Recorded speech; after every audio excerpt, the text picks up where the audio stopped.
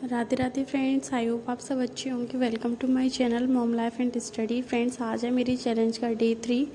तो मॉर्निंग में सबसे पहले आज मेरी मॉर्निंग थोड़ा जल्दी हो गई थी, 5:15 के आसपास। फिर 5:30 बजे तक फ्रेशन अप होके थोड़ी एक्सरसाइज वगैरह करके मैंने सूट नहीं कर पाया, तो फिर थोड़ा स्टडी स्लॉट कंप्लीट किया। फिर नीचे चली गई थी मैं चाय वगैरह बनाने के लिए, क्योंकि हस्बैंड जी के लिए चाय बनानी थी और बाकी सारे काम भी स्टार्ट कर दी थी। आज बेटू को नीचे नहीं लाई, क्योंकि बाबू नीचे आता है तो थोड़ा काम में भी लेट हो जाता है।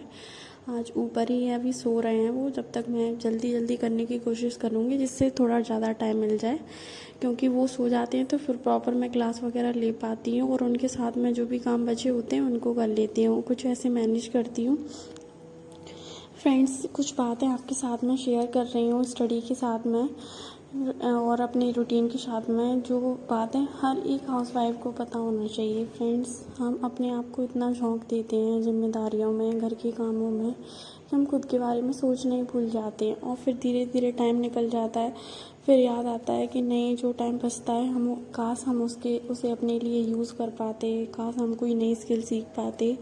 क्योंकि फ्रेंड्स, अभी हमारी कुछ फ्रेंड्स वगैरह हैं, उनकी जॉब लग गई है और वो एक अच्छी लाइफ फ्रेंड्स तभी हमारी पॉसिबल हो पाती है, घर वालों के भरोसे नहीं हो सकती वो चीज़। वो सिर्फ तभी हो सकती है पॉसिबल जब हम खुद की अर्निंग हो। और हर कोई चाहता है कि हमारी लाइफ भी बिल्कुल पीस एंड काम हो, अकॉर्डिंग टू हमारे हो, सारी चीज़ें हम अपने तरीके से करें। क्योंकि हर किसी की सोच अलग रहती है, पेरेंट्स की सोच अलग रहती है। और ख़ासकर फ्रेंड्स, जब हम नए घर में आते हैं शादी करके, तो काफ़ी चीज़ों को मैनेज करना काफ़ी मुश्किल होता है। बहुत सारी चीज़ें आपको नेगेटिव भी सुनने मिलती हैं अपने खिलाफ़, लेकिन यही है ना फ्रेंड्स, हमारे माता पिता ने हमें बचपन से यही चीज़ें सिखाई हैं कि जैसे अपने पेरेंट्स वैसे ही हस्बैंड के पेरेंट्स। हम तो मानते हैं, लेकिन उनको भी मानना चाहिए, इक्वली इम्पोर्टेंट है। लेकिन कोई नहीं मानता तो बस वहीं पे हम हताश हो जाते हैं और सोचते हैं कि हम कब तक ऐसे ही करते रहेंगे। तो वहाँ पे डीमोटिवेशन जैसी चीज़ें आने लगती हैं और घर का काम हमें बोझ लगने लगता है। इसलिए फ्रेंड्स, काम के साथ में ना हमें अपनी ज़िम्मेदारियों के लिए वक्त तो निकालना है, पर इतना भी नहीं कि हम खुद को भूल जाएं और अपना जो सपना है वो लेके चल रहे हैं। क्योंकि शादी से पहले भी हर किसी लड़की के सपने होते हैं कि हमें ये बनना है या ये करना है। तो फ्रेंड्स, बस उसी सपने को लेकर के हमने फिर से शुरुआत की है। ये तो था हमारे अंदर स्टार्टिंग से ही कि शादी के बाद हमें पढ़ना है, लेकिन कुछ टाइम ऐसा आया हमारी लाइफ में, 2022 में शादी हुई, 2023 में एक फेज़ ऐसा आया। फ्रेंड्स, मैं कभी टाइम मिलेगा तो शेयर करूँगी सारी चीज़ें। पूरा 1 साल में सीवियर डिप्रेशन से गुजरी हूँ फ्रेंड्स, तब जाके मैं थोड़ा बहुत स्ट्रॉन्ग बन पाई हूँ। और अभी भी बहुत ज़्यादा इमोशनल पर्सन हूँ मैं, कोई कुछ बोल देता है और सब कुछ करने के बाद में भी जब नेगेटिव सुनने को मिलता है फ्रेंड्स, तो काफ़ी बुरा लगता है। और बहुत सारी चीज़ें ऐसी हैं, शायद हर हाउसवाइफ के साथ नहीं होता होगा ये। हर बहू की जिम्मेदारियां तो काफ़ी रहती हैं, लेकिन हक बहुत कम रहते हैं। ये बात बिल्कुल सही है। जब आपकी राय, छोटी छोटी चीज़ों को वैल्यू नहीं दी जाती, तो हमें लगता है कि बस सिर्फ हम काम करने के लिए हैं क्या, मतलब छोटी छोटी बातों के लिए आपको जज किया जाता है। तो काफ़ी सारी प्रॉब्लम्स आती हैं उन हाउसवाइफ की अपेक्षा जो एक न्यूक्लियर फैमिली में रहती हैं, या इनके हस्बैंड की कोई जॉब है। उनकी लाइफ थोड़ी इजी तो नहीं कह सकती फ्रेंड्स, हर किसी के लिए अलग अलग टास्क रहते हैं।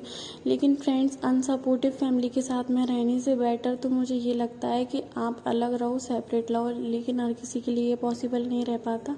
हम जैसी कुछ लड़कियां होती हैं जिन्हें फैमिली के साथ में ही रहना पड़ता है और सारी चीज़ों को मैनेज करके चलना पड़ता है। लेकिन जो है जैसा है, मेरा मानना ये है फ्रेंड्स कि जब हम अपने लिए डिसीज़न लेंगे और अपनी मेहनत को हर दिन बढ़ाएंगे, जब घर के कामों को संभाल सकते हैं, तो क्या हम अपने सपनों की जिम्मेदारी नहीं ले सकते।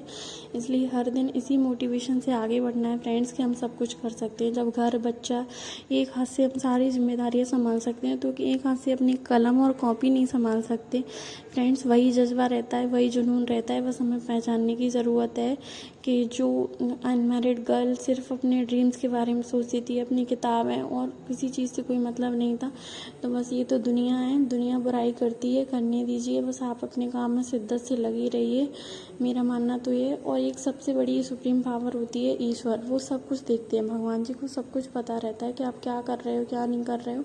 तो कहते हैं ना, अपना कर्म अच्छा रखो और अपने कर्म से डरो, और दूसरा राम से डरो।